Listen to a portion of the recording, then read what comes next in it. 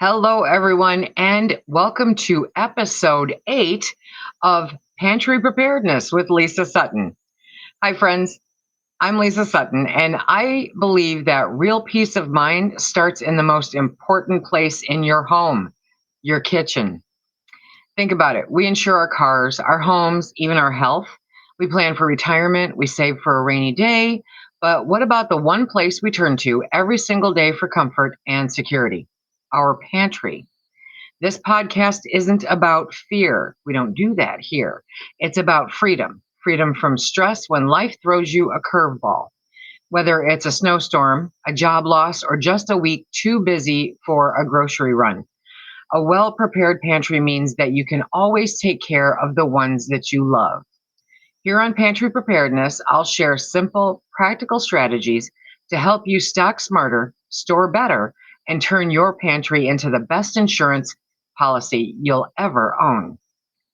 From saving money to stretching meals, you'll learn how to build resilience right at home. So I hope that you subscribe today wherever you listen to podcasts and join me on Pantry Preparedness with Lisa Sutton because a well stocked pantry isn't just about food, it's about security, comfort, and the confidence to face whatever comes our way. We are kicking off episode 8 with Pantry Preparedness for Beginners. Start where you are. Everybody, no matter who you are, started someplace. And normally it's wherever they were. So I'm encouraging you, if you're brand new to Pantry Preparedness, to start where you are. And I'm going to walk you through all of the things to do in order to do that. You don't need to panic. You don't need to go buy everything in sight or build an underground bunker. No, okay? Pantry preparedness starts with one shelf, one plan, one small change at a time. You don't have to conquer the world on Wednesday. We're talking about how to start where you are. Even if you're brand new to stocking a pantry, I'll walk you through what to buy, how much you actually need per person for 2 weeks, and how this simple start can grow into a month, 3 months, or even 6 months of calm, confident preparedness. So let's get started. First, I think I need to answer this question just for anybody that's brand new and isn't sure. What is pantry preparedness? Pantry preparedness simply means having enough food, water, and household basics to comfortably sustain your household without needing to go to the store. That is the crux of it, okay? It's not about hoarding. We don't do that here. It's about planning. Think of it like your own personal insurance policy. When life throws you a curveball, bad weather, illness, job loss, supply delays, tariffs, right? Your pantry steps in to carry you through. Why does this matter? So many reasons why. Most people don't realize how quickly grocery store shelves can empty out. 2 or 3 days of disruption, a storm, a trucking strike, or just inflation pushing prices up overnight.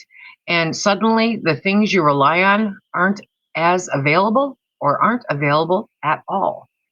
A stocked pantry means that you can feed your family with confidence, avoid last minute panic buying because nobody needs to be out there in that nonsense, save money by shopping your own shelves, and reduce food waste by rotating what you eat. Preparedness brings a peace of mind, not panic.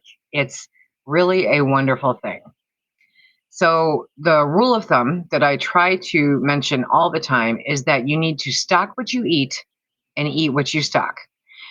I don't believe in buying things that you don't consume for the possibility that at some point in the future somebody may be desperate enough to barter with you for it. It just doesn't work that way. Okay. That's a really great prepper fallacy that somehow got instilled and it just doesn't hold water. It really doesn't. But spending today's hard earned money, when you think about how hard you had to work to have the money that you spent on that thing that you have no intention of ever using, on the off chance that you're going to trade somebody for it, uh, is a waste of time and a waste of money. So focus more on taking care of you and yours, and the rest will sort itself out because Nobody wants something that you don't want. I'm going to buy 20 cases of ramen. Nobody is going to do what you want them to for ramen. Trust me on this one. Now, this is the golden rule. Eat what you stock what you eat. Plain. It really doesn't become any more simple than that. Don't fill your foods with shelves you hope to eat someday or that you plan to barter someday. Stock what your family eventually eats. If you eat pasta, stock pasta. If you prefer rice or potatoes, build around those. If your kids love mac and cheese, that belongs in your pantry. By rotating through your shelves, you're never saving food for an emergency. You're living prepared every single day. Living prepared is the goal.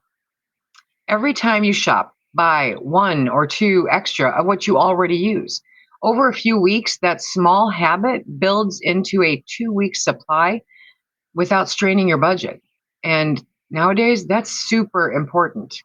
And with that, we're going to take a small break.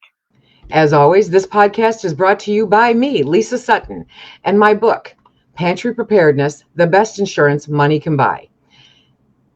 This book is your step-by-step guide to creating a pantry that protects your family no matter what life throws your way. This isn't about panic or hoarding. It's about calm, sensible planning. Inside, you'll discover simple ways to build a 30-day, 3-month, or even a 1-year pantry, budget-friendly strategies to stock up without overspending, and so much more. If you've ever worried about rising grocery prices, and who hasn't lately, noticed store shelves running empty, wanted to be ready for the unexpected, because the unexpected seems to be something that we're expecting anymore, this book gives you the confidence, tools, and peace of mind to be prepared, affordably and wisely. Pantry Preparedness, the best insurance money can buy. You can get your copy with the link in the description box below. Because food security isn't about fear, it's about freedom. By the way, this book also makes a thoughtful gift for adult children, new homemakers, or anyone you want to encourage. Teaching someone how to prepare is one of the most loving things that you can do. Welcome back, everyone. We are going to jump right into uh, a really big, topic. Let's talk about numbers, okay? Because this is where beginners often get stuck, and sometimes intermediate preppers do too. I don't know how much I need. A 2-week pantry is your foundation, and that's what we're focusing on here. It's realistic, it's affordable, and it builds confidence really fast. So here's a simple per person guideline for 2 weeks. So remember, everything that I'm telling you is per person. So you'll need to do the multiplications depending on how many people are in your household. And you also need to factor in if they are children or if they are elderly, they might not have the same appetites as in quantity. So you need to factor that in too. Now, the first thing we're going to touch on is grains.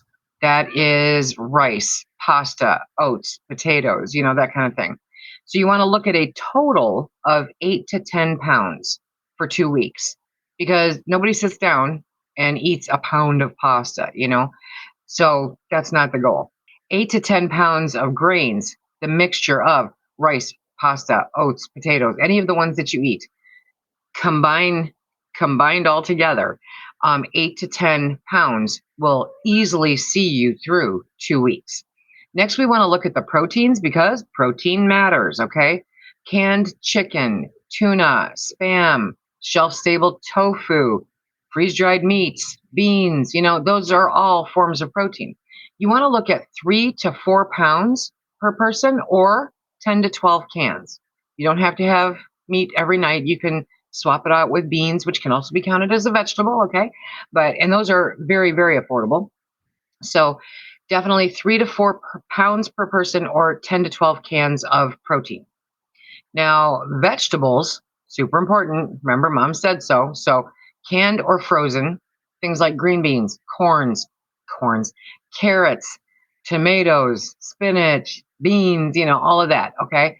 So you want to look at a variety of 14 to 20 cans because that's what you'll use over a 2-week period.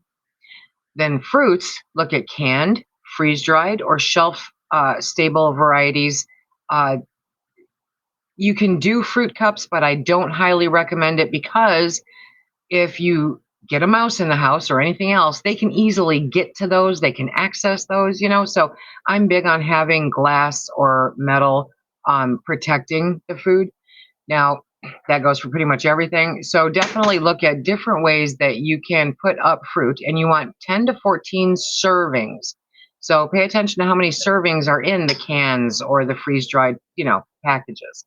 Next, you want to look at dairy or dairy alternatives. And this one's going to be super simple. Shelf-stable milk or powdered milk or canned milk. You want to get the equivalent of a gallon or equivalent powder, okay? That will see you through an emergency. That will give you everything you need for an emergency for 2 weeks. Now, fats and oils.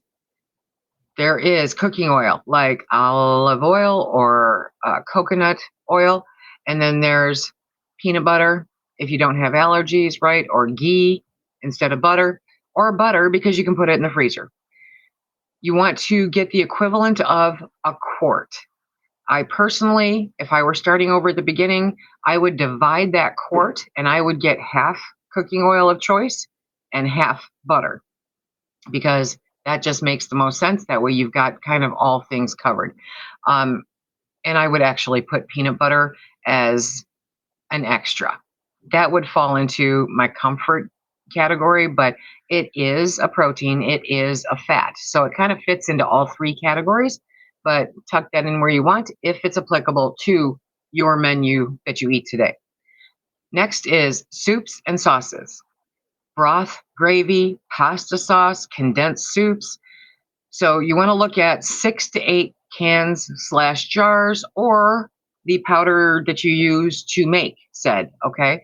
And that's what you want to stock up on to get you through 2 weeks based on your menu. We'll talk about that in a little bit. Now, water, super important. Water is actually more important than food, so I would focus on this first. Drinking, cooking, hygiene. That's all the things that you use water for. So in an emergency, you're going to want at least 2 gallons per person per day. For one person, that's 28 gallons. Okay. That is also 1, 2, 3, 4, 5, 5, 6, 6, 7, 6 or 7 of those 40-pack bottles of water from Walmart. So figure out how to do it, what works best for you, your storage. Put it, get the ones in the gallons, get something to store it in, divide it up by how you use it. The stuff that you might use to flush doesn't have to be the same stuff that you use to drink. So the quality doesn't have to be as good. The stuff that you drink is super important though. So worst case scenario, you could squeak by on a gallon a day, but it's not the optimum thing. And you definitely don't want to be worrying about dishes. And you definitely are going to do less on the hygiene level because at least half of that needs to be consumed. Comforts and spices. Like I said, I would tuck peanut butter in here too, but coffee, because hello, tea, sugar, salt, baking basics, what you use to bake, now, get a small container of each one. That will suffice you for 2 weeks. You can build on that as you move forward. Definitely, based on this list, adjust for dietary needs, food allergies, and household size. Don't overthink it. I can't stress that enough. Do not overthink this, okay?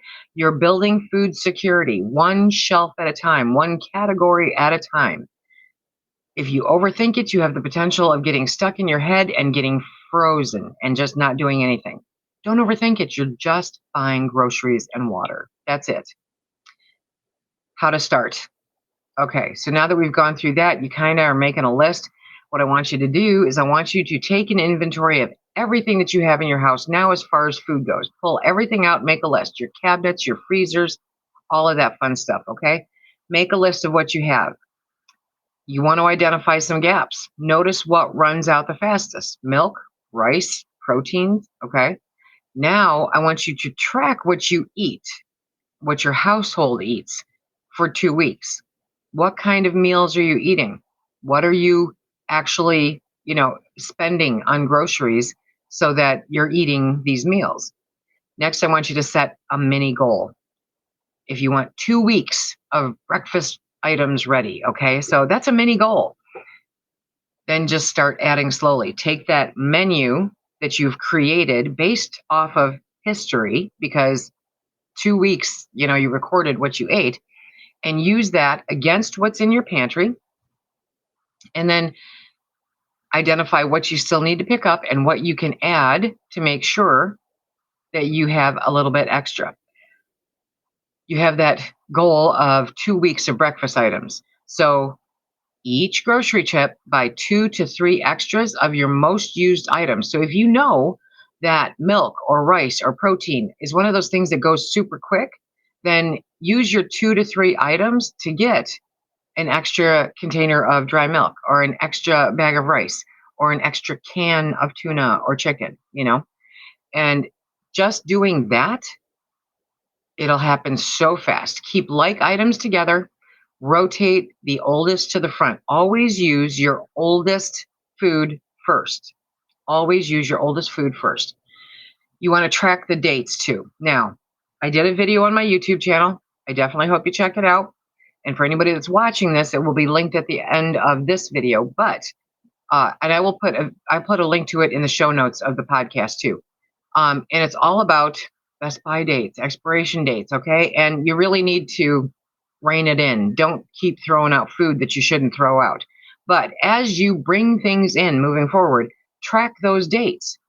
Use a Sharpie to label use by or bought on dates. I think the use by is really overrated. So put the bought on date, okay? Because use by is not an expiration.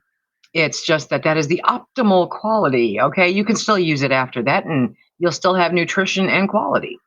Over time, you are going to naturally grow that 2 week supply into a month, and then 3, and then 6, because it's just going to become habit to keep doing this. You'll be amazed at how calm you will feel knowing that your shelves are working for you. It adds a sense of security that I cannot even begin to explain. When it comes to growing beyond the 2 weeks, don't freak yourself out. Don't look that far out right now because you're just starting, okay? Focus on the 2 weeks. Then you can look farther out. But once you've built that solid 2 week pantry, you can easily expand, easily. Double quantities of staples that you use the most. Add variety like different sauces or grains or proteins, okay? Include some longer term storage items like freeze dried or mylar foods.